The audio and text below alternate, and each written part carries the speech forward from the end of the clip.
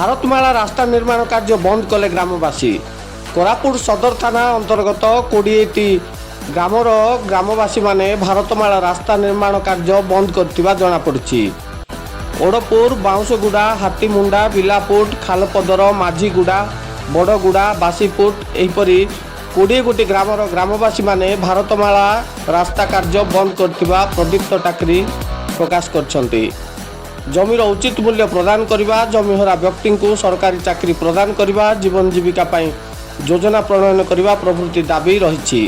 पूर्वर अनेक थर दाबी समाधान करने जिला प्रशासन को निवेदन करा जायतिला, किंतु दाबी समाधान न हेबारु बाध्य होई रास्ता निर्माण कार्य अनिर्दिष्ट काल पर्यंत बंद रखाजिवो बोली दाबी पत्र उल्लेख करा जायछि। श्याम खिलंक रिपोर्ट, ठीक खबर।